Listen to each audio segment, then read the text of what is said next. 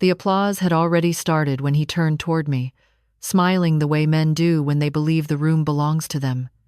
He said my name wrong, just slightly, and no one corrected him. I noticed the exit sign flickering above the ballroom doors, even though the building was less than a year old. My daughter kept her eyes on her folded hands. I stayed seated. At that moment, I still thought the truth was buried. I was wrong. The exit sign above the ballroom doors flickered in a slow, uneven rhythm, like it was struggling to stay awake. I noticed it because my mind always grabs onto small, mechanical truths when everything else turns unstable. The building was barely 11 months old. The Riverton Civic Center had been praised in the local paper for its state-of-the-art safety systems. Yet that green sign pulsed and dimmed while 300 people sat beneath crystal lights and pretended the air wasn't tightening. The applause started before Harold Klein even finished standing. He rose from his seat at the front table as if the room had been waiting for him all along. He did not tap his glass. He did not need to. Conversations softened on their own, because that is what happens when a man spends decades training a town to listen. Harold Klein was the kind of man who had his name on plaques, his photo in brochures, his money in foundations that carried other people's grief like decorative ribbons. People said, "Judge Klein," the way they said, "Sir," automatically, even after he retired from the bench.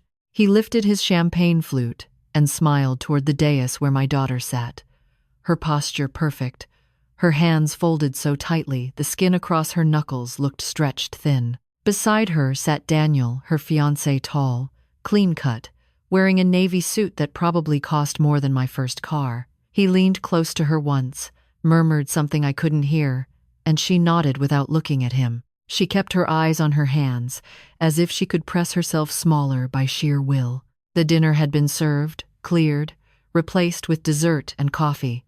The band in the corner had stopped playing.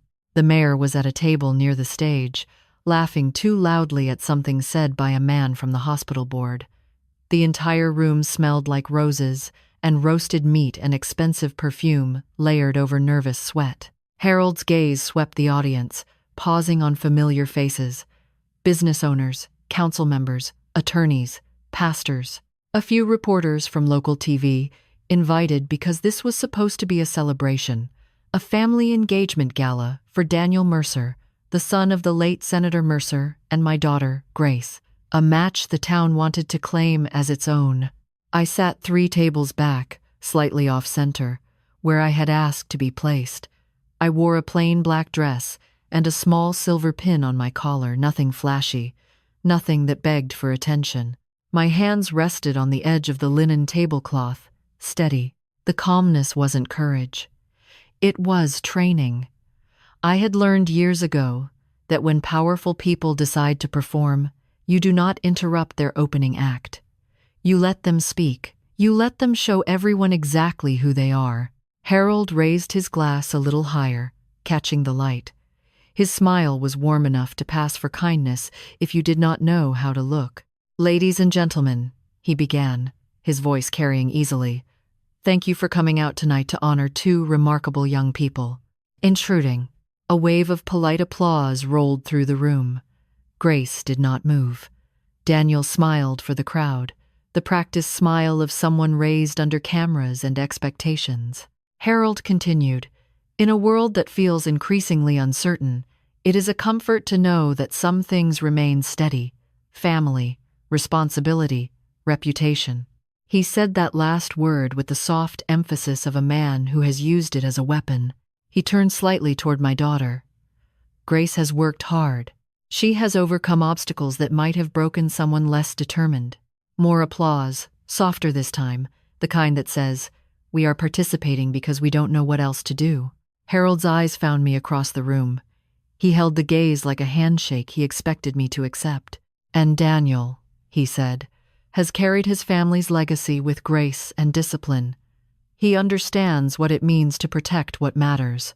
Grace's throat bobbed as she swallowed. Her jaw tightened, the small tell she'd had since she was a child trying not to cry in public. I watched her the way I always did, cataloging every detail, because mothers do not stop being mothers when their children grow up. They just become quieter about it. Harold took a slow sip from his glass, then set it down as if he had all the time in the world. I want to speak for a moment about what it means to provide a foundation, he said, and I felt something cold slide through my ribs. Not surprise, but recognition. Not just love, not just good intentions. A foundation, stability. The kind of structure a young woman deserves before she makes promises that will shape her entire life. Someone laughed lightly, a social laugh that meant nothing. Someone else cleared their throat. Harold's smile deepened. Grace is fortunate, he said. She is stepping into a family that can offer her what she has not always had. The room did not fully go silent, but it shifted. A few heads turned, not toward him, but toward me, like the audience in a courtroom waiting to see whether the defendant will flinch. Harold went on, "Now, I know her mother did what she could." He said mother the way he might say housekeeper or cashier, a role that exists but does not command respect. And I do not discount effort. I admire persistence. But effort is not the same as preparation. My breath stayed even. My heart did not.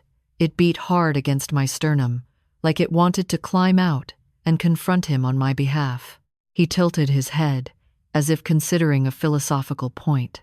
I have seen, in my career, what happens when people are raised without proper guidance, without the right resources, without the discipline that comes from knowing there are standards and consequences and expectations of life. My daughter's hands tightened, her fingers twisting together. Daniel's smile wavered. He glanced at Harold, then at Grace, then at the crowd, like he was trying to choose the least dangerous direction to look. Harold's voice stayed smooth. Grace is bright, beautiful, talented. But talent needs direction. And direction, frankly, is difficult to provide when a parent is busy simply surviving. A soft ripple of laughter moved through the room. Not everyone laughed, but enough. Enough that Harold felt comfortable continuing. I looked at the coffee cup in front of me. The spoon lay across the saucer at an angle that made no sense, as if someone had set it down in a hurry. I did not remember using it. The handle pointed toward me like an accusation. I set it straight without looking up. Harold reached for his glass again. "So tonight," he said, "I want us to raise our glasses not only to love, but to relief." The word landed heavy. To the relief of knowing that from this day forward, Grace will not have to carry the limitations of her past. She will be supported, guided, protected. My daughter's eyes shone. She blinked quickly, once, twice, as if she could force the tears back where they belonged. She did not look at me. She could not, or she would not. I did not know which, yet. Harold paused, letting his words soak into the room. He leaned forward slightly, as if sharing a confidence with everyone present. "And perhaps," he added, "this engagement is a reminder that we can all rise above where we come from when we are finally welcomed into something stronger." Somebody clapped, then another person, then a small cluster. The sound spread the way it always does when people are relieved to be told what to feel. The applause grew. It was not thunderous. It was worse than that. It was dutiful, compliant. It was the sound of people deciding that cruelty, dressed correctly, counts as wisdom. I watched Harold accept it, as if he'd earned it. He nodded modestly, like a man accepting a civic award. Grace stared at her hands. Daniel took a sip of water that didn't seem to go down. Harold's wife smiled politely, eyes scanning the room to see who was watching. I did not stand. Not yet. My phone sat face down beside my plate. I could feel its weight through the tablecloth when my fingers brushed it. Earlier that afternoon, I had checked it 3 times, not because I was nervous, but because I was waiting on a single message. I knew it would come. I had built my life around waiting for things to surface. Harold lifted his glass again, ready to finish. "To Grace and Daniel," he said. "To new beginnings. To the family that will finally give her what she deserves." He drank. The room drank with him. I stayed still. I let the moment settle, let the insult become part of the air everyone had breathed. Then I pushed my chair back. The scrape against the floor was quiet, but it cut through the room in a way that made heads turn. It always amazes me how sensitive people become to sound when they sense a shift in power. 100 conversations had been loud a minute ago. Now, even a chair leg felt like a declaration. Harold looked toward me, his smile already prepared, already confident that whatever I said could be managed. I walked forward slowly, not rushing, not trembling, as if I belonged in the center of the room as much as he did. My heels clicked softly against the polished floor. The flickering exit sign pulsed above the doors behind me. I stopped where everyone could see me. Harold's eyes narrowed, just a fraction, the way they probably had in his courtroom when a witness did not behave. I met his gaze and let my face stay calm. "Judge Klein," I said, my voice steady enough to carry without strain. That was a beautiful toast. His smile held, but it tightened at the corners. I continued. "You spoke about foundations, about standards, about consequences." I paused long enough to let the room lean in. "And you're right," I said. "Consequences do matter." My fingers slid into the small clutch I carried at my side. Inside was something flat and unremarkable, sealed in a clear sleeve, not a photograph, not paperwork, not anything anyone would expect at an engagement gala. Harold's gaze flicked downward, then back up. I let my hand rest on the clutch, not pulling the item out yet. I did not need to. The promise was already in the air, because in that moment, with my daughter trembling at the front table and 300 people watching to see whether I would be shamed into silence, I still thought the worst thing Harold Klein could do was embarrass me. I was wrong, and before the night was over, everything he believed to be untouchable was going to collapse. My name is Rebecca Moore. Most people call me Beck, though fewer and fewer people feel comfortable using it once they learn what I do for a living. For the past 17 years, I have worked as a forensic records auditor, specializing in institutional compliance failures, hospitals, courts, municipal agencies, anywhere paperwork is supposed to tell the truth and often does not. I do not carry a badge. I do not make arrests. I read what others overlook. I notice what no one expects to matter. I live in Columbus, Ohio, in a narrow brick townhouse wedged between a dentist's office and a nail salon that never quite gets the smell of acetone out of its walls. My commute is short. My life is quiet. I wake up early, drink my coffee black, and leave my apartment at the same time every morning. I learned a long time ago that routine keeps grief from becoming something feral. People assume I chose my career because I like rules. That is not true. I chose it because rules leave trails when they are broken. On the surface, my life probably looks unremarkable. I never remarried. I raised my daughter, Grace, mostly on my own after her father died when she was 7. I paid bills on time, kept my head down, volunteered at school fundraisers when I could. I did not make enemies. I did not make waves. At least, not the kind anyone could see. What most people do not know is that I keep copies of everything. Not out of paranoia, out of habit. In my line of work, you learn quickly that memory is unreliable, testimony can be shaped, and stories evolve to protect whoever has the most power in the room. Paper does not do that. Files do not feel shame. Records do not flinch. The silver pin on my collar that night at the gala was shaped like a key, small, plain. I have worn it to every significant event for the last decade. It belonged to my mother.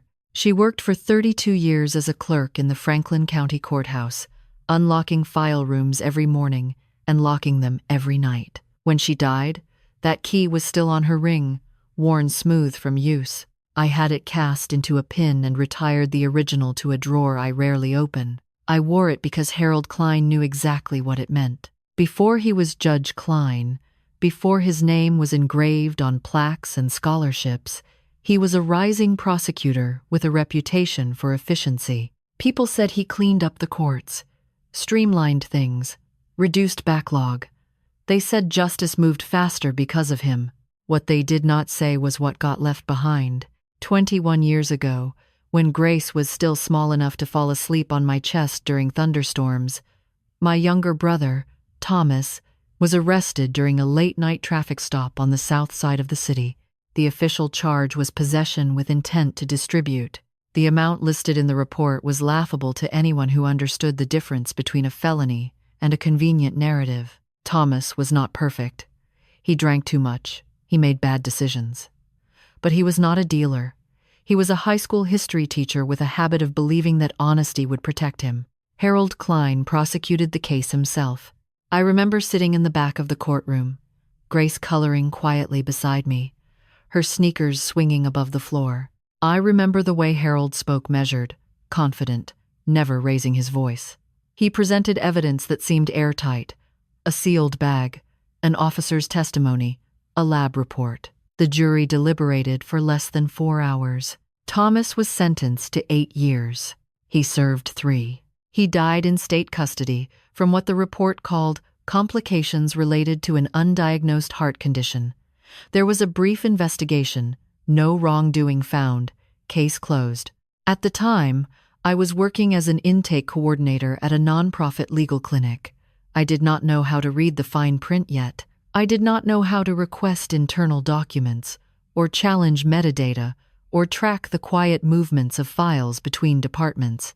I only knew that my brother was gone, and that the man responsible for putting him there shook my hand at the sentencing and told me he was sorry for my loss. I believed him.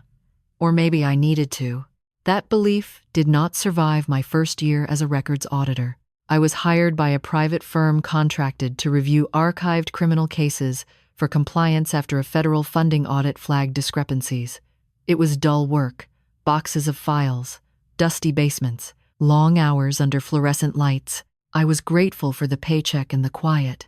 Then, one afternoon, I opened a box labeled Closed 2002 and found Thomas's name on the spine of a file that should have been sealed and destroyed under state retention laws. The contents were not what I remembered. The lab report was dated 2 days later than the arrest record. The officer's supplemental notes referenced a different vehicle description than the initial stop. A property intake form had been rescanned, the resolution slightly off, the signature block subtly cropped. None of it screamed corruption.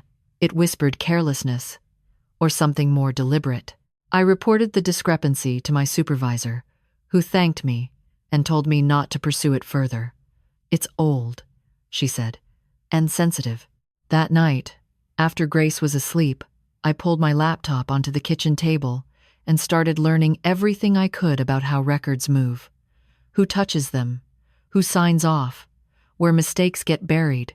That was the night I stopped believing that the system breaks by accident. Over the next decade, I built a career on seeing what others preferred not to see. I worked for hospitals accused of falsifying patient outcome data, for municipalities that quietly erased complaints, for universities that altered disciplinary records to protect donors.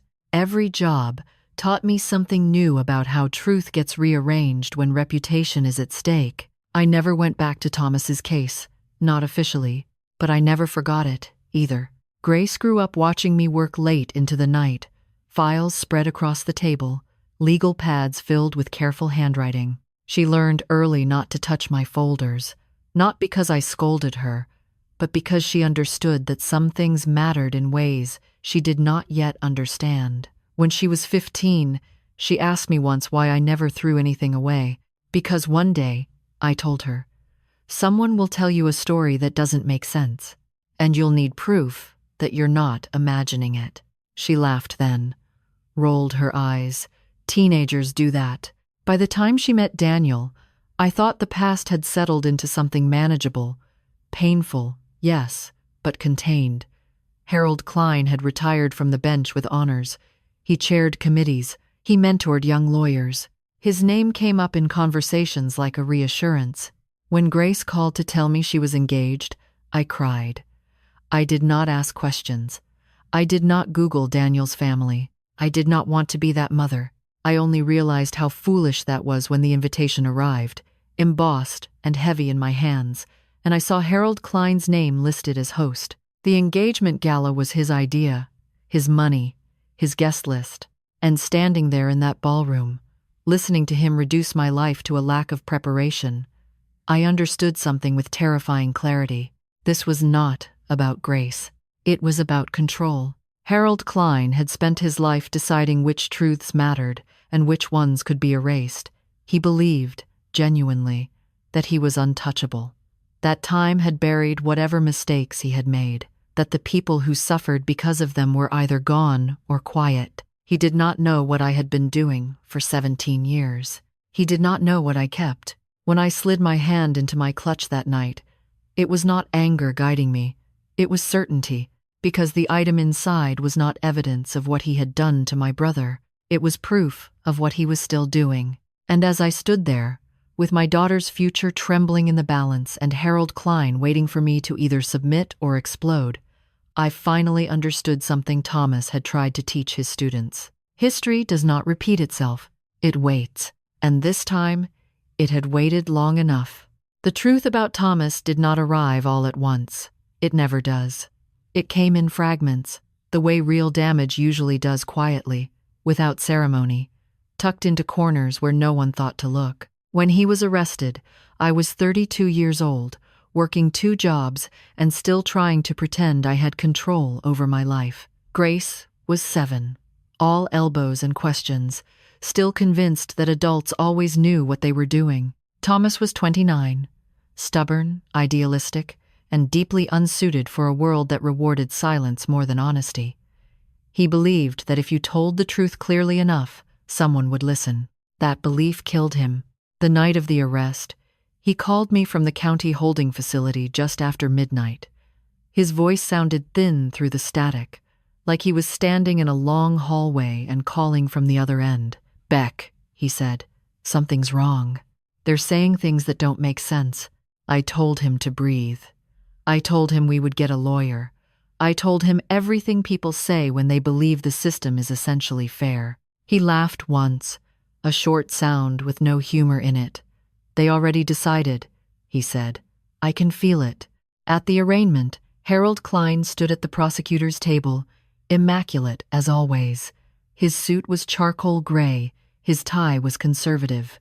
He looked like someone you would trust with your children. When he spoke, the courtroom leaned in.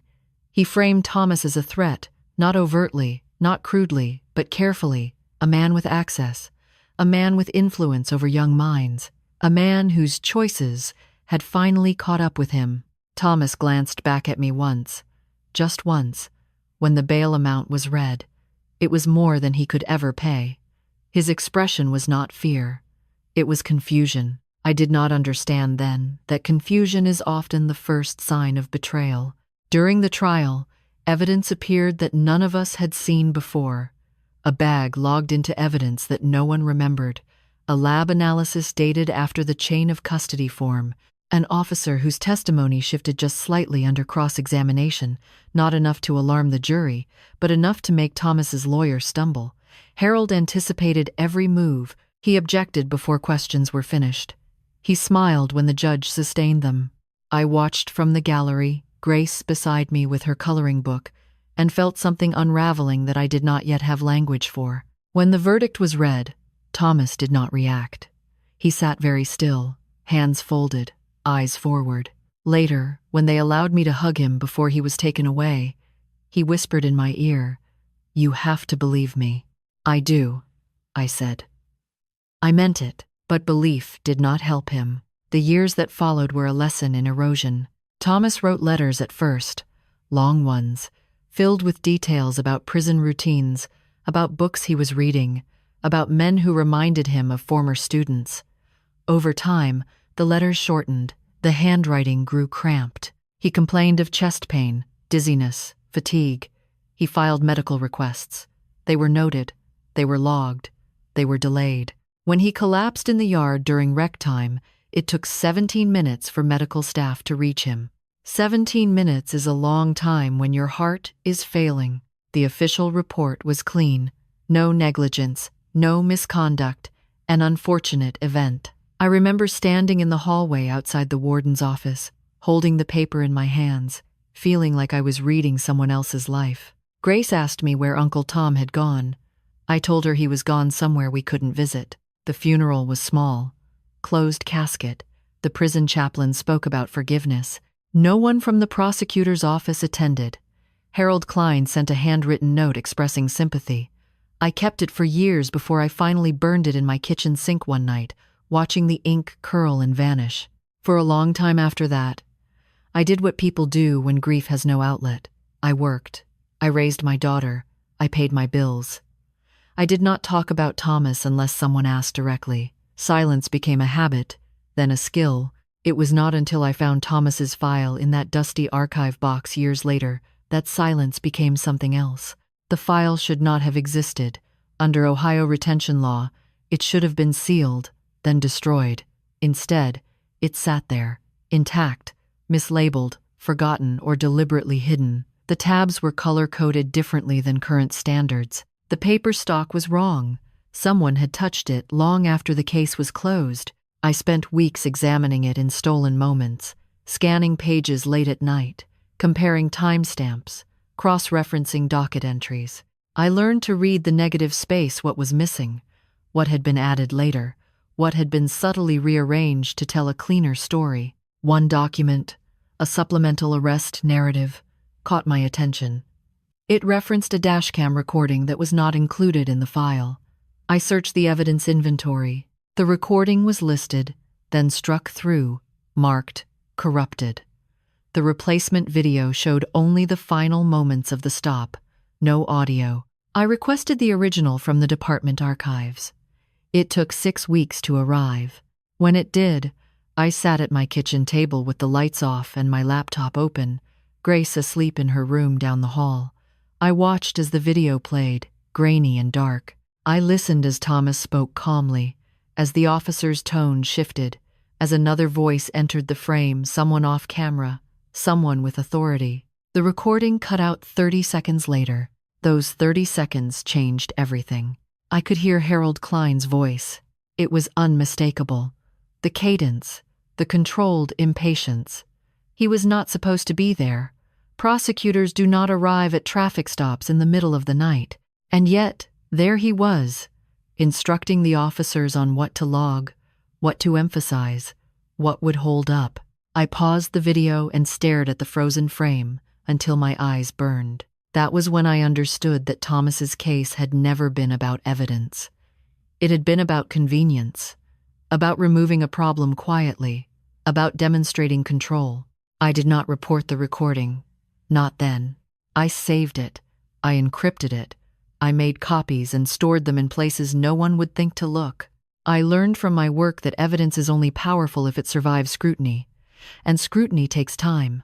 Over the next several years, I watched Harold Klein's career with new eyes.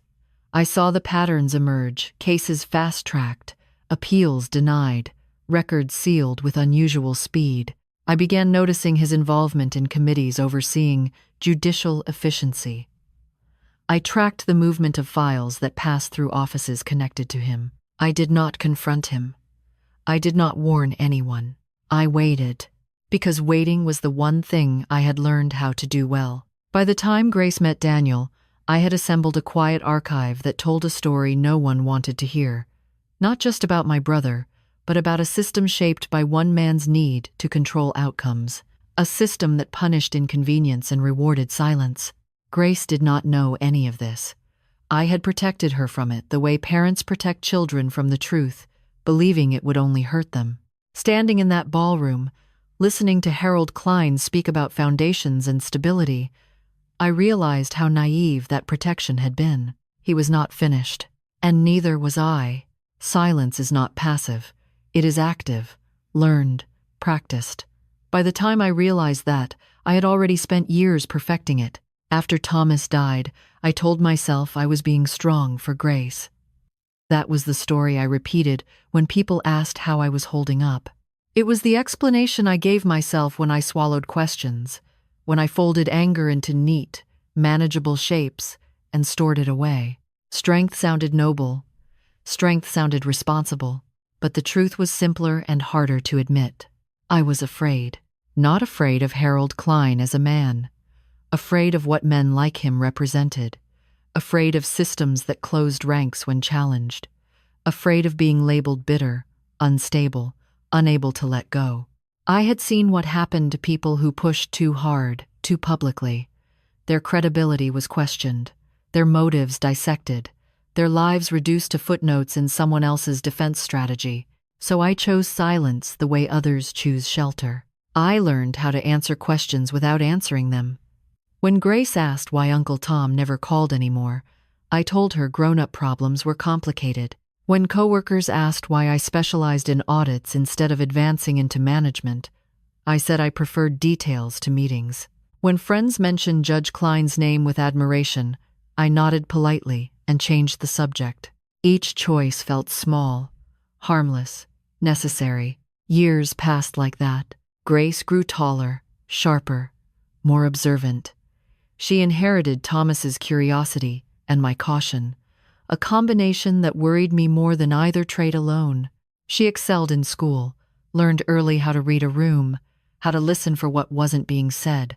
I watched her develop the same instinct for restraint I had spent years cultivating, and it unsettled me in ways I couldn't articulate. Silence teaches children lessons you never intend to teach. By the time she left for college, my quiet had become a structure, as rigid as any routine. I woke early, I worked late. I exercised control in the places I could, my files, my schedule, my tone. The archive I built remained hidden, not because I doubted its truth, but because I understood its consequences. Exposing Harold Klein would not just reopen Thomas's case. It would fracture reputations, destabilize institutions, invite scrutiny into decades of decisions people preferred to leave unquestioned. It would make me a problem, and problems, I had learned, are often dealt with efficiently. So I told myself I was waiting for the right moment, the right leverage, the right protection, but waiting has a way of becoming its own excuse. The years blurred together. I took contracts out of state. I declined invitations.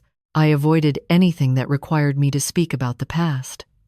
The archive grew quietly, file by file, timestamp by timestamp. I added to it the way others add to savings accounts methodically, without celebration. Sometimes, late at night, I would pull out the encrypted drive and scroll through the index, just to reassure myself that it was real. That Thomas's voice on that dashcam recording hadn't been a grief-fueled hallucination. That Harold's presence in that traffic stop existed outside my memory. I never played the audio all the way through. Hearing it once had been enough. Grace called me every Sunday. We talked about classes, roommates, professors she admired. She asked about my work. I gave her surface answers. She told me about Daniel the first time she met him at a policy conference in D.C., her voice light, unburdened. He's kind, she said, and serious, but in a good way. He listens. End quote. I smiled into the phone. I wanted that for her. I wanted her to have a life untouched by the weight I carried. When she told me his last name weeks later, my stomach tightened, but I said nothing. Mercer was a common name. There was no reason to assume connection. I told myself coincidence still existed. That was the lie I clung to longest. As Grace's relationship deepened, so did my awareness that silence had begun to fail its original purpose. The very thing I believed was protecting her was now blinding me. I did not know Daniel's family. I did not know the forces moving around her. I had built my defenses inward, not outward. When the engagement invitation arrived, heavy and elegant, I understood immediately what it meant. Harold Klein was not just attending, he was hosting. He was positioning himself as benefactor, guardian, patriarch. The silence I had practiced for years suddenly felt less like shelter and more like surrender. Still, I said nothing. I told myself it was not my place to poison Grace's happiness with my history. I told myself she was an adult now, capable of making her own judgments. I told myself that confronting Harold without absolute certainty would only confirm every narrative he had ever built about me. Silence, again, felt like the safer option, but safety has a cost. It always does. In the weeks leading up to the gala, I noticed subtle changes in Grace. Her voice on the phone grew more careful. She stopped asking my opinion about wedding plans. When I mentioned Harold's name once, casually, she paused too long before responding. "He's been very generous," she said. "Supportive." The word lodged somewhere in my chest. I considered telling her then. sitting her down, laying out everything I knew, showing her the archive, letting the truth fall where it may. But fear is persuasive. Fear tells you that timing matters, that people need to be ready, that you could do more harm than good. So I waited. I waited while Harold positioned himself as protector. I waited while Grace was folded gently into a narrative that erased where she came from. I waited while silence did what it always does when left unchecked, it spread. By the time I walked into that ballroom, my silence had already done damage. I just didn't know how much. Listening to Harold speak that night, watching him reframe my life as a deficiency to be corrected, I understood something I had avoided for years. Silence does not neutralize power. It feeds it. It gives it room to grow unchecked, to rewrite history, to decide which truths deserve daylight. I had believed that by staying quiet, I was keeping Grace safe. What I was really doing was teaching her that endurance mattered more than truth, that dignity required restraint, that speaking up was dangerous. I saw that lesson reflected in her bowed head, in her folded hands, in her refusal to meet my eyes, while a room full of strangers applauded her erasure. And in that moment, the cost of my silence became unbearable. I did not stand because I wanted revenge. I stood because I finally understood that waiting had run out, that there was no version of this where quiet led to justice, that the truth I had been carrying was not just mine to protect anymore. Silence had shaped my life for 2 decades. It had kept me employed, composed, and invisible, but it had also allowed a man like Harold Klein to stand in public and decide which stories mattered. As I stepped forward, feeling the weight of every year I had chosen not to speak, I realized something with a clarity that left no room for doubt. Silence had already taken enough from my family. It was not taking anything else. I did not realize how deeply Harold Klein had positioned himself in Grace's life until after the gala invitations went out. Before that, his presence had been abstract, something that lived in footnotes and memory. Afterward, it became practical, operational, intentional. Grace started mentioning him casually, the way people mention weather or traffic. Judge Klein suggested a smaller venue. Judge Klein knows someone who can help with permits. Judge Klein thinks this would look better for Daniel's career. Each time she said his name, she watched my face carefully, as if measuring my reaction without asking for it.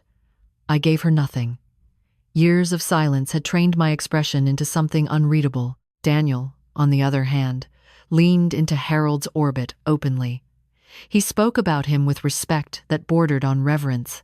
To Daniel, Harold was a mentor, a stabilizing force, a symbol of integrity in a system he wanted desperately to believe in. Daniel worked in public policy, focused on criminal justice reform, of all things.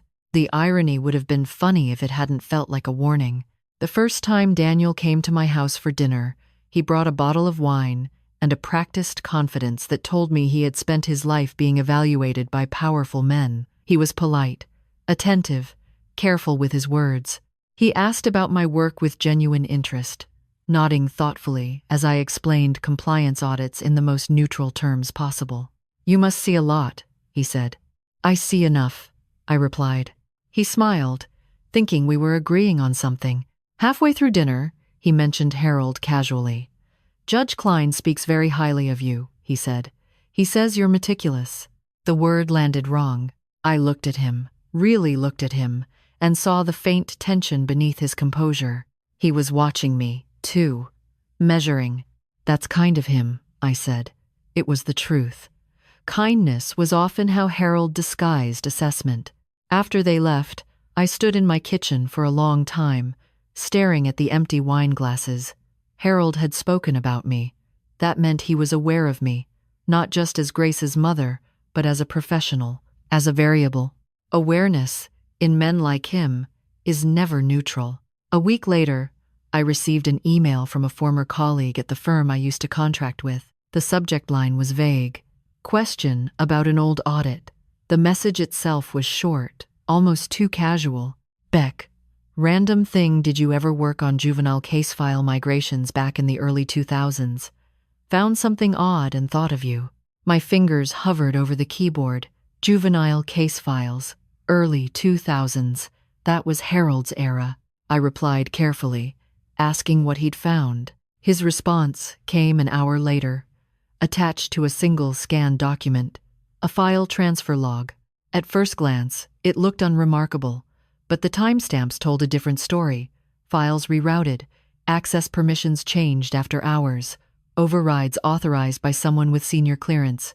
The authorization signature was not Harold's, it was Daniel's father's. Senator Richard Mercer had died 5 years earlier, lauded as a reformer, a man who bridged divides. His papers were archived, his legacy untouchable. He had been Harold Klein's closest ally on the Judiciary Oversight Committee for nearly a decade. I sat back in my chair, the room suddenly too quiet. This was not coincidence.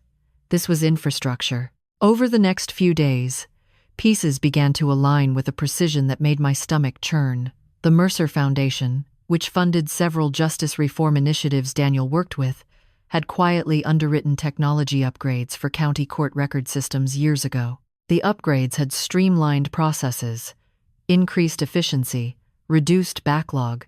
They had also centralized control. I requested public documentation related to those upgrades under the guise of a routine review. What I found was subtle, almost elegant. A permissions hierarchy that allowed certain legacy cases to be reclassified, their metadata altered just enough to limit discoverability. Not erased, just buried deeper than anyone would think to dig. Thomas's file fit the pattern. So did dozens of others. I did not tell Grace. I did not tell Daniel. I did not tell anyone. Not yet. Instead, I did what I had always done. I documented. I cross-referenced. I followed the paper trail through nonprofits, committees, and pilot programs that had never been publicly scrutinized. The further I traced it, the clearer the shape became. Harold Klein had not acted alone. He never had. What I had believed was a singular abuse of power was, in fact, part of a system designed to manage risk. Inconvenient defendants, messy cases, people whose stories threatened the narrative of control. And now, that system had extended its reach into my daughter's future. The first time Grace pushed back against me openly, it happened over something small, seating arrangements. I suggested placing a few of Daniel's extended family farther from the head table, citing space constraints. Grace stiffened. Judge Klein already handled that, she said. He thinks it would be disrespectful. Disrespectful. I looked at her, at the woman she had become, capable and intelligent and slowly being trained to defer. It's our event, I said carefully. You don't need his approval, her eyes flashed. He's just trying to help, Mom. Not everything is a power play. The words stung more than I expected, not because they were cruel, but because they echoed things I had told myself for years. That night, after she left, I opened the archive again. I added a new folder, Mercer, Klein Infrastructure. The evidence was no longer historical, it was current, active. The next development came from a direction I hadn't anticipated. A woman named Elena Ruiz contacted me through a secure channel I rarely used anymore. She introduced herself as a data integrity analyst who had recently left a contractor position with the county. Her message was cautious, professional, and unmistakably fearful. I was told you might understand what I'm seeing, she wrote, and that you know how to be careful. We met in a coffee shop halfway between our neighborhoods, a place loud enough to swallow conversation.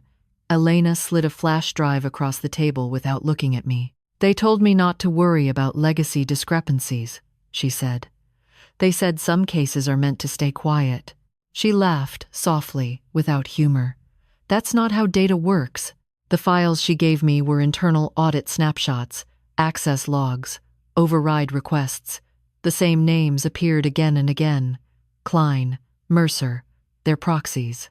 One file stopped me cold. A draft memo, never sent, outlining risk mitigation strategies for upcoming public engagements tied to high-profile families. One of the names listed was Grace's, not as a target, as collateral. They were worried about me, about what I might say, about what I might know. Their solution was not to silence me directly, but to bind my daughter more tightly to their narrative, to make her success contingent on their goodwill, to ensure that if I spoke, she would fall with me. I closed my eyes and breathed through the familiar ache in my chest. This was the betrayal I had not anticipated. Not that Harold would protect himself, that he would do it through Grace. When I finally looked up from the documents, I understood something with a clarity that left no room for doubt. The silence I had practiced had not kept my daughter safe. It had made her useful. And that realization changed everything.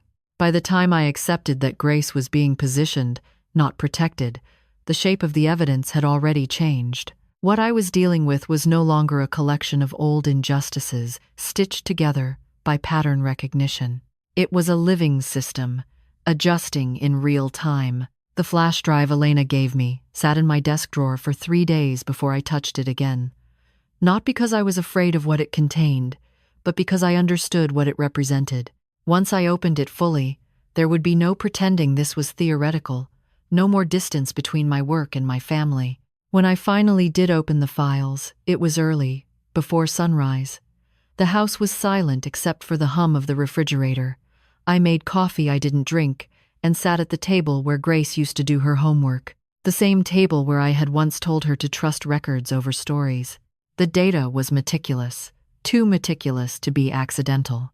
The override logs showed a consistent pattern across jurisdictions Harold Klein had influence over, both directly and through advisory committees. Certain cases were flagged internally as legacy risk. Once flagged, their metadata was altered in small, almost invisible ways. Filing dates shifted by hours. Officer IDs replaced with numeric placeholders. Cross-references quietly removed, nothing erased. Everything technically intact. But when those files were later searched, audited, or subpoenaed, they became ghosts. Incomplete, unreliable, easy to dismiss. I traced the origin of the flagging system back to a pilot program launched under the Mercer Foundation. Publicly, it was described as a modernization effort. Privately, internal emails referred to it as containment. Containment of what, exactly, depended on who you asked. One thread caught my attention immediately.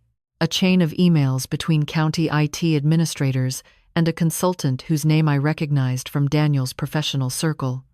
The language was careful, sanitized, but buried in the middle was a line that made my stomach tighten. We need to ensure upcoming family affiliations are insulated from historical exposure. Family affiliations. There it was again. Grace. I followed the timestamps forward. 2 weeks earlier, access permissions had been updated for a subset of files tied to cases prosecuted by Harold Klein in the late 90s and early 2000s. Thomas's case was among them. So were several others I had flagged years ago, but never formally pursued. Someone was actively managing the archive.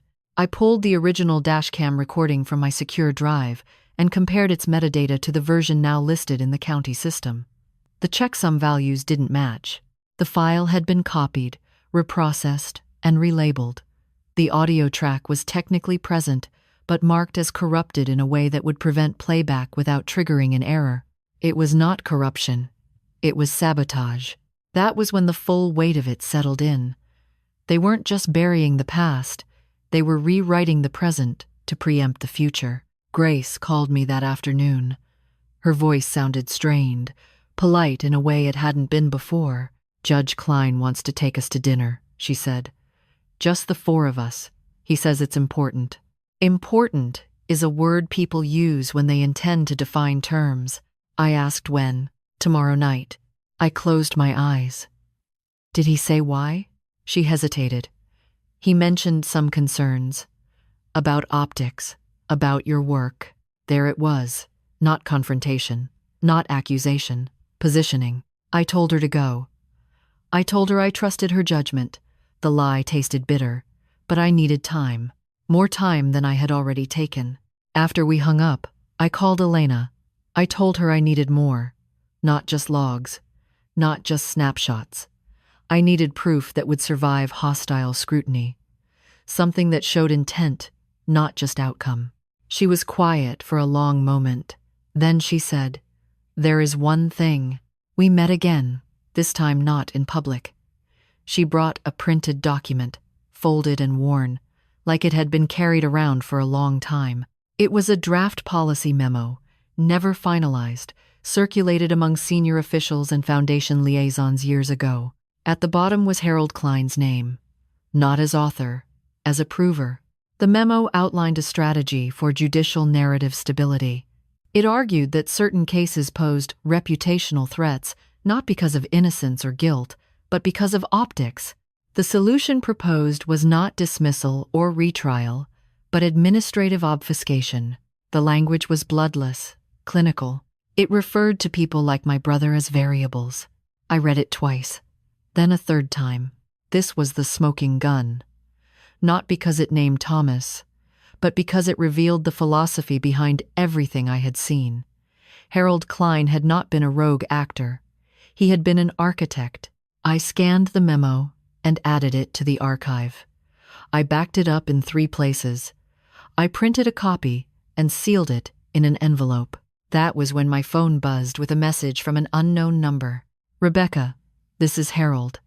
I think it would be wise for us to speak privately." Wise. The word settled over me like a challenge. I did not respond. Instead, I went for a walk. I needed movement, space to think. The neighborhood was just waking up, sprinklers ticking, dogs barking behind fences, ordinary life continuing as if nothing were about to fracture. I thought about Thomas, about Grace, about the years I had spent convincing myself that silence was protection. By the time I returned home, I had made a decision. I would not confront Harold privately. I would not negotiate.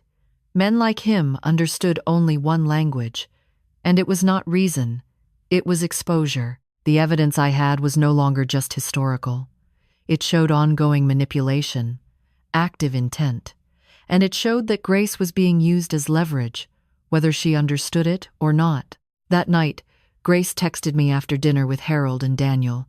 Just one line. "He says you're holding on to things that could hurt people you love." I stared at the screen until the words blurred. He was right about one thing. They could, but not in the way he thought. Because the evidence I now held did not just threaten Harold Klein's past. It threatened the entire structure he was still standing on. And once that structure was exposed, it would not be my daughter who collapsed. It would be him. Once the decision was made, the fear changed shape. It did not disappear. It became focused. I stopped thinking in terms of whether I should act and started thinking about how. Exposure without structure is noise. Structure turns truth into consequence. I had spent my career watching people destroy their own cases by moving too fast, speaking too broadly, trusting the wrong allies. I was not going to make that mistake. The first rule was simple. Grace could not know, not yet. If Harold believed she was my leverage, then she had to remain exactly where he thought she was close, compliant, and unaware. Any sign of distance would alert him. Any hint of doubt could trigger damage control measures I might never see coming. That decision hurt more than I expected. Keeping secrets from your child feels different when the secret is meant to protect them. It feels like a betrayal wearing a familiar face. But I had learned the cost of honesty without proof. I was not going to hand Harold the opportunity to frame me as unstable or vindictive. So I lied, carefully, quietly. When Grace called to check in after dinner with Harold and Daniel, I listened. I let her talk about the restaurant, the wine, the way Harold asked about her work as if he were evaluating a resume. I nodded into the phone. I told her I was fine. I told her I was tired.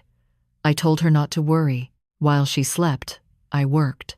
I built a timeline, not just of Thomas's case, but of every policy shift, pilot program, and committee appointment that intersected with Harold Klein's career. I mapped influence instead of authority. Influence leaves a different kind of trail. It does not sign documents. It suggests. It approves. It advises. Patterns emerged that were impossible to dismiss once seen.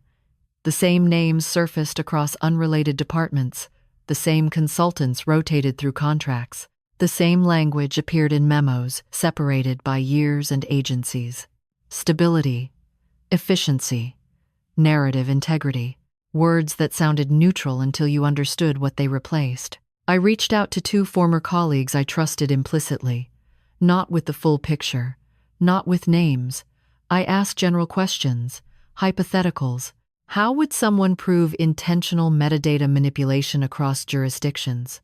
What kind of corroboration would survive cross-examination? Their answers confirmed what I already knew. I needed an insider willing to testify. Logs alone would not be enough. Intent had to be spoken aloud.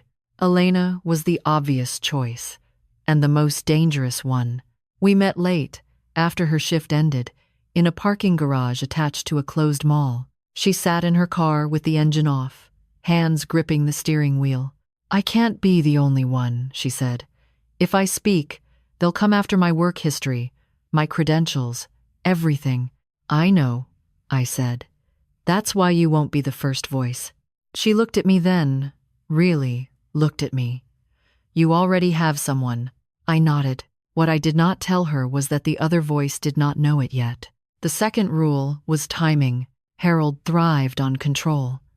Private meetings, closed rooms, back channels.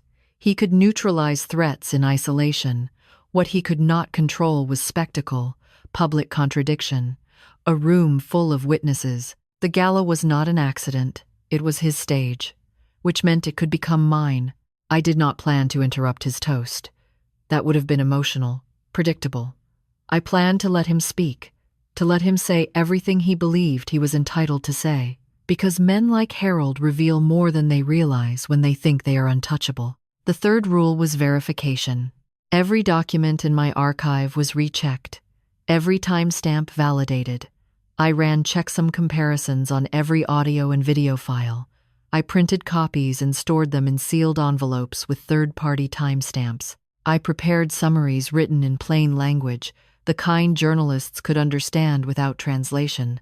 I did not contact the press, not yet. First, I needed confirmation from a source Harold could not dismiss as hostile. That confirmation arrived 3 days before the gala. Daniel called me unexpectedly. His voice was tight, controlled. "Rebecca," he said, "I found something I think you should see." We met in my office after hours. He looked exhausted, his tie loosened, jacket draped over his arm. He closed the door behind him and stood there for a moment, as if deciding whether to cross a line he could not uncross. "My father kept personal files," he said finally. "Not official records. Notes. Memos. He said it helped him think." He set a folder on my desk. Inside were handwritten notes, emails, printed and annotated, meeting agendas that never appeared in public archives. And there it was, the same language, the same philosophy, the same quiet confidence that outcomes could be shaped if you controlled enough inputs. One note, written in the margin of a committee brief, stopped my breath. "Klein agrees. Some stories are too dangerous to leave intact." Daniel's jaw clenched. I didn't understand what that meant until now. I closed the folder slowly. "Does Grace know you're here?" "No," he said. "And she can't?" "Not yet." I looked at him, at the man my daughter loved, and saw the same conflict I had carried for years. Loyalty pulling in opposite directions, fear masquerading as caution. "You understand what this means," I said. He nodded. My father wasn't cleaning up the system. He was protecting it, and Harold helped him. That made 3 of us now, 3 voices, from 3 different positions in the structure. Enough. The final rule was restraint. Revenge is loud. Justice is deliberate. I did not want Harold arrested that night. I wanted him exposed. I wanted his credibility fractured in front of the very people who had sustained it. I wanted the story to change direction in a way he could not manage. The night before the gala, I slept for the first time in weeks. Not deeply, but enough. I laid out my clothes carefully. I placed the key pin on the dresser. I slipped the sealed envelope into my clutch. When I arrived at the venue, I did not scan the room for allies or exits. I watched Harold instead. The way he moved, the way people leaned toward him, the way he believed the evening belonged to him. He had no idea that every word he spoke would now be measured against evidence already moving beyond his reach. By the time he raised his glass and said my daughter's name, the truth was no longer something I carried alone. It was already in motion, and there was no stopping it now. The moment everything shifted did not happen in the ballroom. It happened earlier that afternoon, in a place so ordinary it almost escaped notice. Grace came by my office unannounced. That alone was unusual. She had learned over the years to call first, to respect the invisible boundaries of my workday. When my assistant buzzed to say she was there, something tightened in my chest before I could reason it away. She stepped inside carrying a garment bag, her phone tucked under her arm, her smile carefully assembled. "I was nearby," she said. "Thought I'd show you the dress." I stood and hugged her, breathing in the familiar scent of her shampoo, the one she'd used since college. She looked tired, not wedding-excited tired, something else, something heavier. She unzipped the bag and held the dress up between us. Ivory silk, simple lines, elegant in a way that made her look older than she was. "It's beautiful," I said, and meant it. She hesitated, then let the dress hang back in the bag. "Judge Klein wanted to talk to me alone this morning." There it was. The quiet admission, the thing she had come to say. I kept my voice steady. "About what?" She sat down, smoothing her skirt, a nervous habit from childhood. "About you." The word landed between us like a weight. "He said you've been involved in sensitive cases," she continued, "that sometimes people who work too close to records start seeing patterns that aren't there." I felt my jaw tighten. Harold never accused directly. He framed concern as care. He said he worries about how that could affect Daniel. And us. She looked up at me then, eyes searching my face. "He said the timing of your work could complicate things." I chose my words with care. "Did he explain how?" She shook her head. "Just that it might be better if you stayed quiet for a while. Let the past stay where it is." There it was, the ask, dressed as advice. Grace's hands twisted together. "Mom, I need to know. Is there something I should be worried about?" I wanted to tell her everything. I wanted to open the archive, play the recording, show her the memos, let the truth spill out and burn away the fog Harold had wrapped around her. But I saw the fear beneath her question, the way she was bracing for an answer that might cost her the life she was building. So I did what I had done too many times before. "I'm fine," I said. "There's nothing you need to worry about." The relief on her face was immediate. It broke my heart. She stood and hugged me tightly, her voice muffled against my shoulder. "I just want us to be okay." "I know," I said. After she left, I sat alone for a long time, staring at the closed door.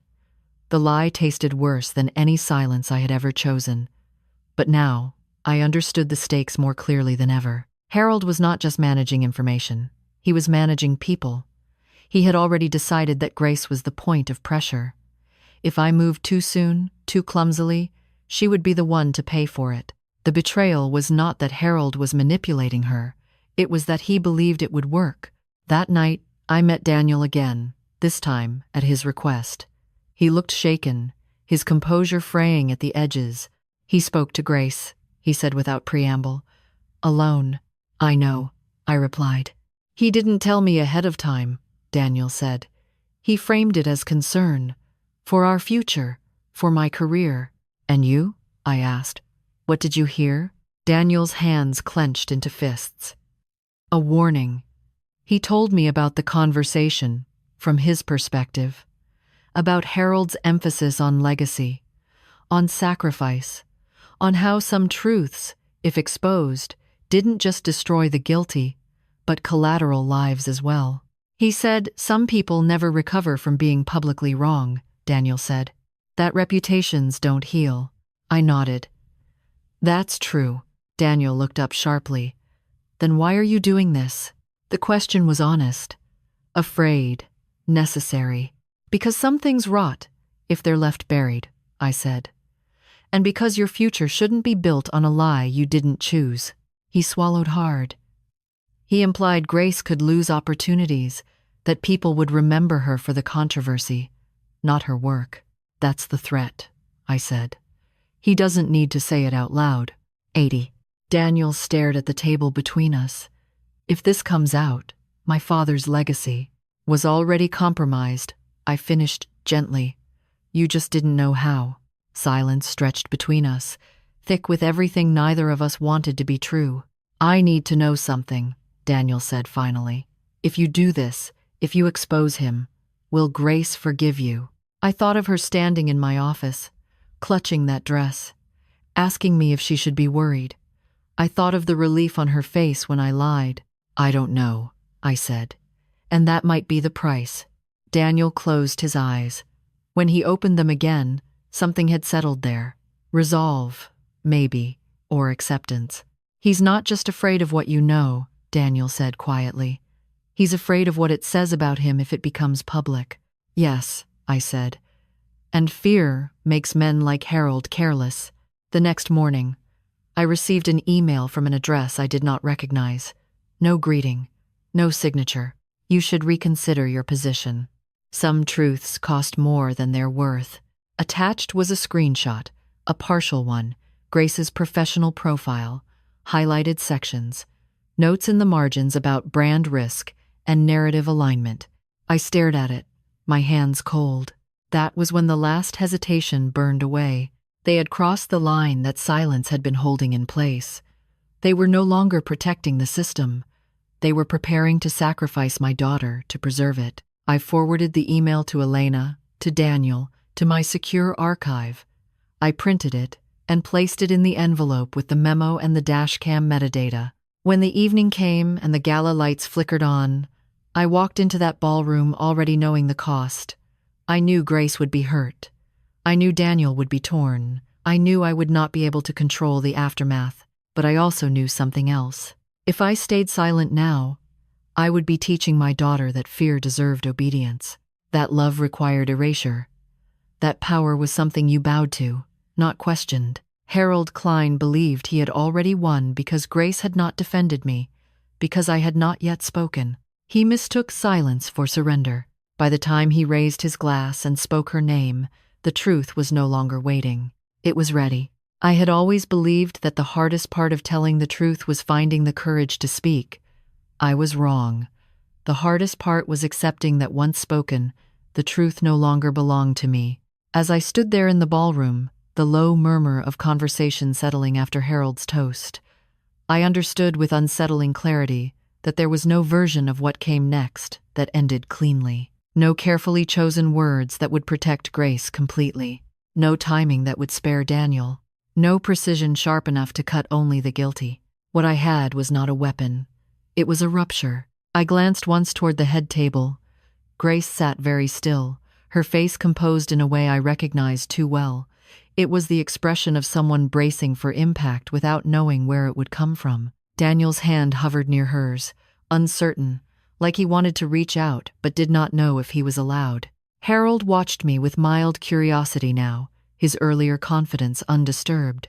He still believed this was theater he could manage. A difficult mother, a brief disruption, something to be smoothed over later in private. That belief gave me the space I needed. I did not raise my voice. I did not accuse. I spoke the way I always did when presenting findings to a resistant board, calm, factual, deliberate. You spoke about foundations, I said, turning slightly so my words carried through the room. About stability, and about the danger of unresolved pasts. Harold nodded, indulgent. I did. I agree with you, I continued. Foundations matter, especially when they're built quietly, out of sight, where no one thinks to look. A few guests shifted in their seats, confusion, not alarm, yet I reached into my clutch and removed the sealed envelope, plain, unmarked. I held it loosely, not offering it to anyone, not opening it. For most of my career, I said, I've audited systems that pride themselves on integrity, courts, agencies, institutions that depend on public trust. Harold's smile thinned slightly. And, your point? My point, I said, is that trust doesn't erode all at once. It's altered, refiled, reframed, until the original truth becomes difficult to locate. Someone near the back laughed softly, uncertain whether this was metaphor or lecture. I turned fully toward Harold then. 21 years ago, you prosecuted a case involving my brother, Thomas More. The room changed. Not loudly, but perceptibly. Harold's eyes flicked to the side, then back. I prosecuted many cases. Yes, I said. You did. And most of them followed the rules. This one didn't. A hush spread, slow and uneasy. I did not wait for his response. That case was flagged years later under a judicial modernization initiative funded by the Mercer Foundation. Its metadata was altered. Access logs were overridden. Supporting evidence was quietly reprocessed. I paused, letting the words settle. Those actions were approved, I continued, under a policy memo you signed. Harold straightened. That's an allegation. It's a document, I replied, with your name on it. I slid the envelope onto the nearest table, still sealed, not theatrics. Proof of restraint. Inside that envelope, I said, is a draft policy outlining administrative obfuscation strategies designed to manage reputational risk. It includes internal language referring to certain defendants as liabilities. IV 5. A murmur rippled through the crowd now. People leaned toward one another. Phones shifted in hands. The reporters at the back straightened. Harold laughed, a controlled sound meant to deflate tension. This is inappropriate, he said, and misleading. Is it? I asked. Because the same system that altered my brother's case is still active. I turned slightly, addressing the room. In the past year alone, that system has been used to reroute access to legacy case files connected to individuals present in this room, including members of the Mercer family. Daniel's head snapped up. Grace's breath caught. Harold's voice hardened. You should be very careful. I have been careful, I said. For 17 years. I reached into my clutch again, this time removing my phone. I tapped the screen once. The sound system behind the dais crackled softly. I'm not asking anyone here to take my word for it, I said. I'm asking you to listen.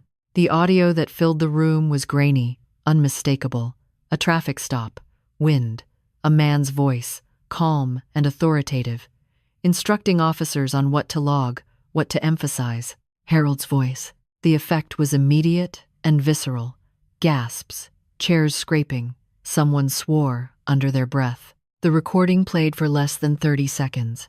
I stopped it before anyone could process too much at once. That recording, I said, was altered in the county archive last month. The audio was flagged as corrupted. The original metadata proves otherwise. Harold's face had gone pale, though he tried to mask it. This is an ambush, he said, and a gross misrepresentation. Then you should welcome an independent review, I replied calmly, because the logs, the memos, and the access records all point to the same conclusion.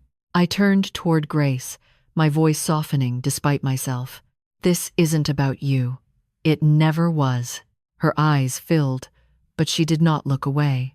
It's about a system that decides whose stories matter, I continued, and whose can be edited. The room erupted then, voices overlapping, questions shouted. The mayor stood. The reporters were already moving. Security hesitated, uncertain whom they were supposed to escort. Harold looked at me, something raw breaking through his composure. Rage, yes, but underneath it, fear. You don't understand what you're doing, he said quietly. You'll destroy people. I met his gaze. No, I said. I'm returning what you buried. Sirens wailed faintly outside. Whether coincidence or consequence I did not yet know. As the room dissolved into chaos, I felt the weight of the decision settle fully into my bones. There would be no undoing this, no quiet retreat. Grace was crying now, openly. Daniel stood beside her, torn between reaching for her and staring at the man he had trusted.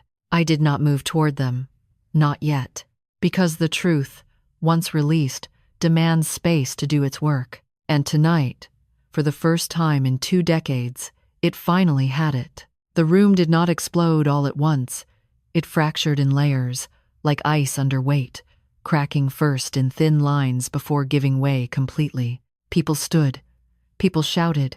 Chairs scraped back so hard they tipped. Someone near the stage demanded the sound be shut off. Another voice yelled for security. The reporters at the back of the ballroom were already on their phones, voices urgent, eyes bright with the unmistakable hunger of a story breaking open. Harold Klein did not move.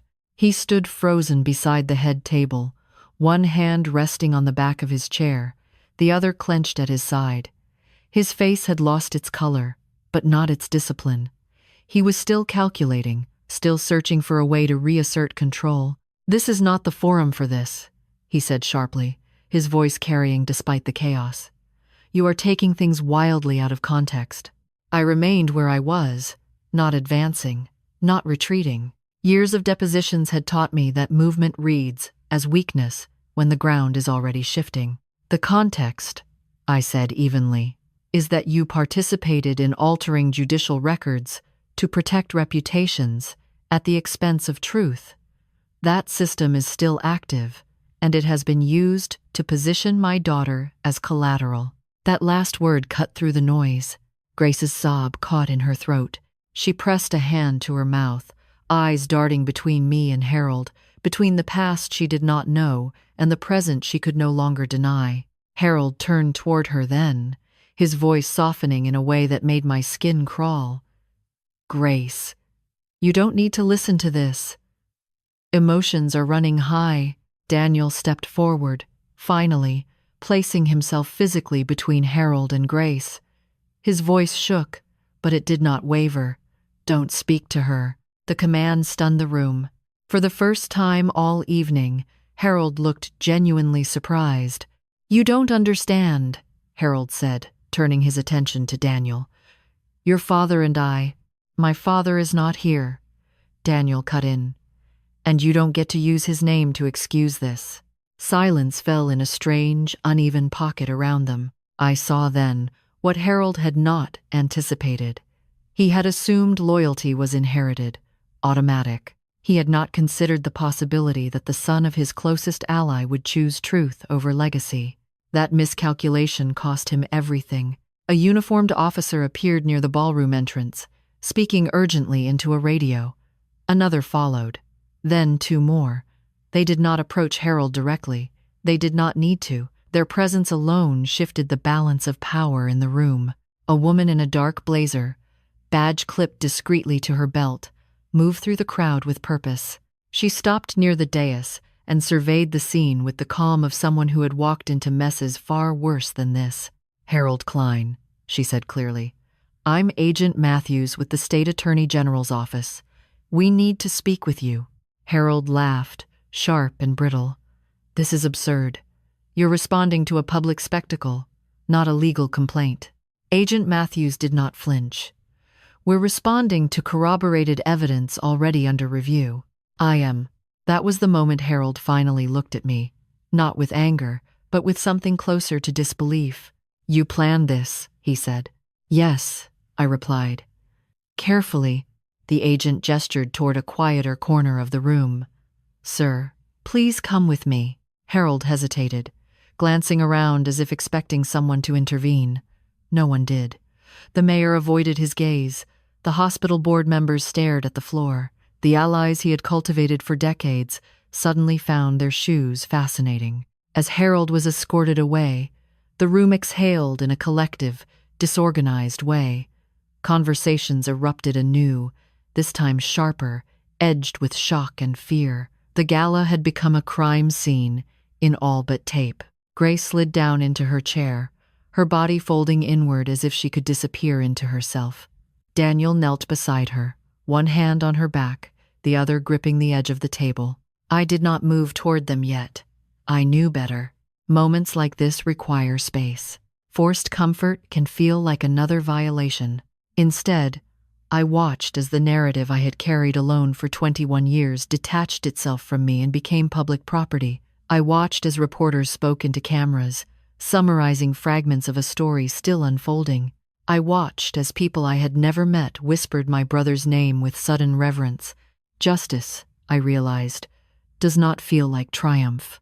It feels like exhaustion. Agent Matthews returned a few minutes later. "We'll be in touch," she said quietly. "You did the right thing." I nodded, though the words felt hollow in my chest. The room began to thin as guests were ushered out or pulled aside for statements. The band packed up silently. The waitstaff moved like ghosts, clearing glasses no one would ever finish. Finally, there was space. Grace looked up at me then. Her eyes were red, her face streaked with tears, but there was something else there now. Anger, hurt, understanding arriving all at once. "You knew," she said. It was not a question. "Yes," I answered. "How long?" I hesitated. Longer than I should have. She stood abruptly, pushing her chair back. "You let him talk about you like that. About us. And you still didn't tell me." Daniel rose with her, torn, his face pale. "Grace." She held up a hand. "Not now." She turned to me, her voice breaking. I defended him. I believed him. "I know," I said. "And I am so sorry, too." The apology was insufficient. I knew that. It was not meant to erase what I had withheld. It was meant to acknowledge it. "I thought you didn't trust me," she said. "That you didn't think I could handle the truth." The words landed exactly where they were meant to. That wound had been waiting years to be named. "I didn't trust the timing," I said quietly. "And that was my mistake." She stared at me for a long moment, then shook her head. "I need time. I understand." End quote. She turned and walked toward the exit, Daniel following, his hand hovering near her shoulder, unsure whether to touch her. They disappeared through the doors beneath the flickering exit sign. I stood alone in the center of the ballroom, surrounded by the wreckage of a carefully curated lie. People would ask later whether it had been worth it. Whether exposing Harold Klein in such a public way had caused unnecessary harm. Whether patience might have led to a quieter resolution. But standing there, listening to the hum of distant sirens and the low murmur of investigators at work, I knew the answer. Some structures are so rotten that quiet repairs only preserve the illusion of safety. They have to be torn open, even when the cost is everything you hope to protect. The days that followed did not move the way I expected. I had imagined a sharp line between before and after, a clear sense of release once the truth was exposed. Instead, everything blurred. Investigators came first, then attorneys, then reporters. My phone rang constantly, numbers I didn't recognize, lighting up the screen at all hours. Some people wanted statements, some wanted confirmation.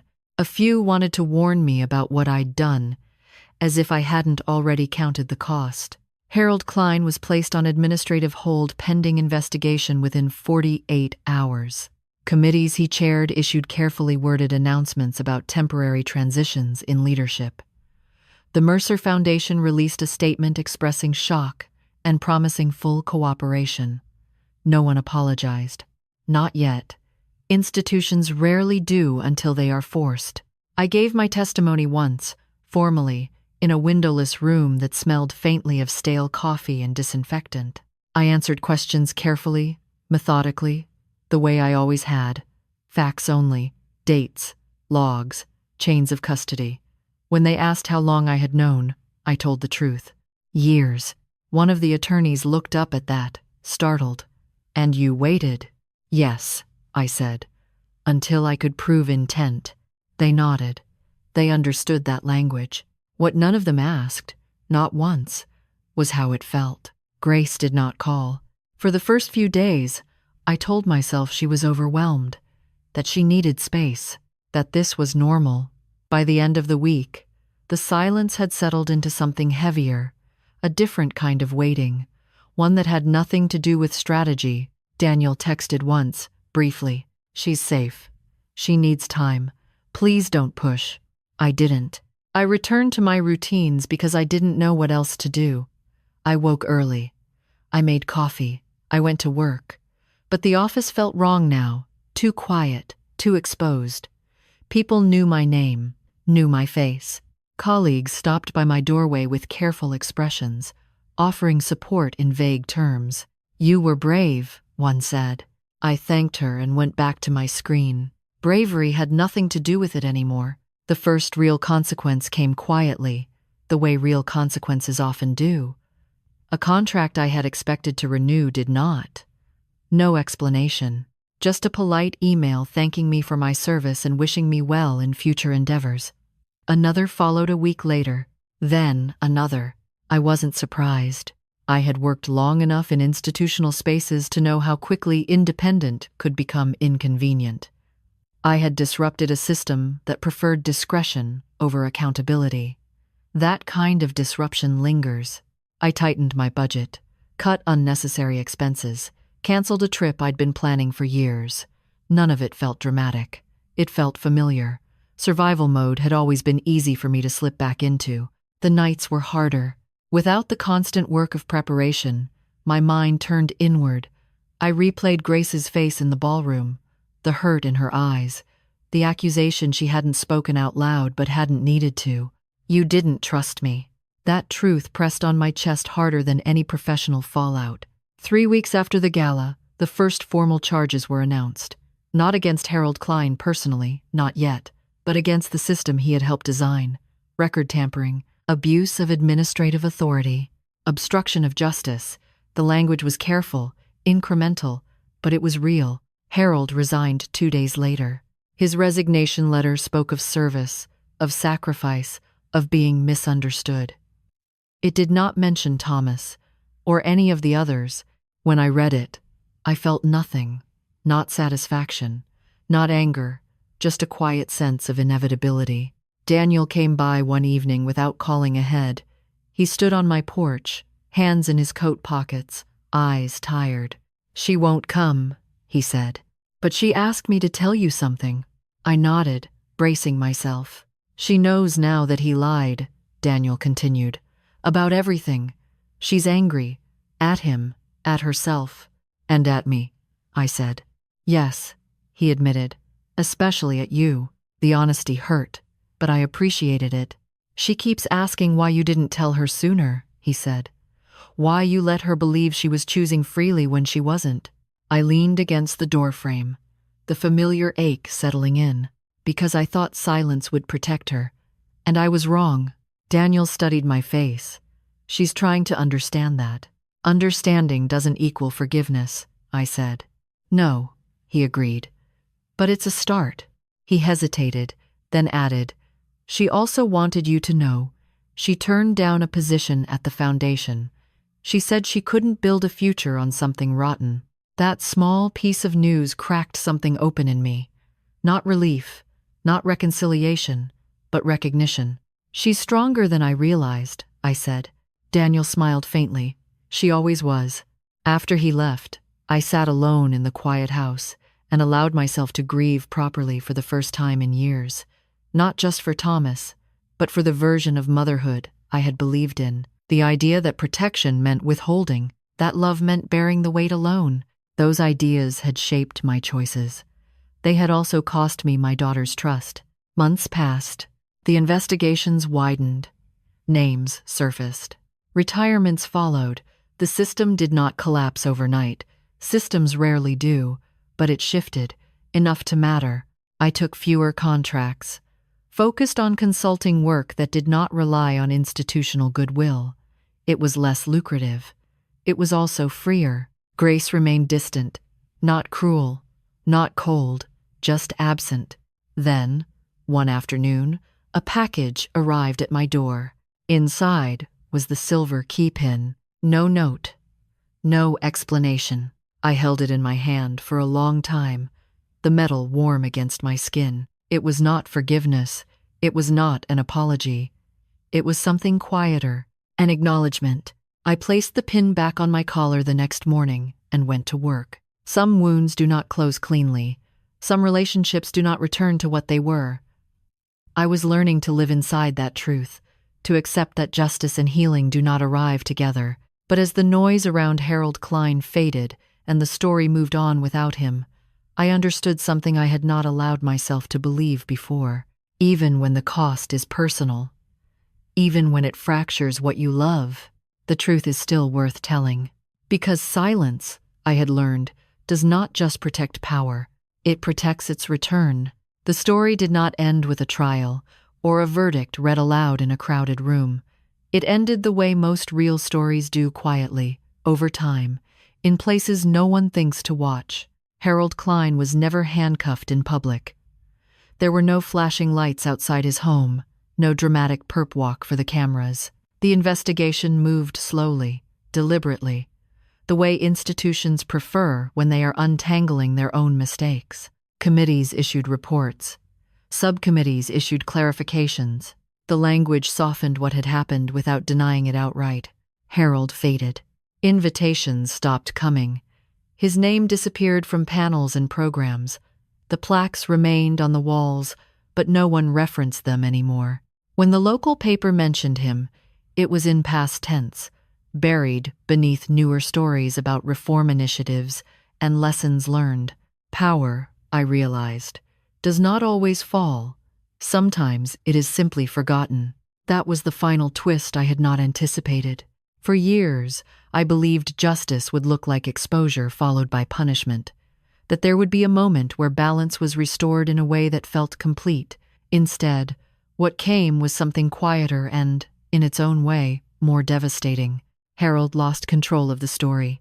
Men like him survive on narrative authority, on being the ones who decide what matters, what gets remembered, what is allowed to fade. Once that authority is gone, everything else becomes decoration.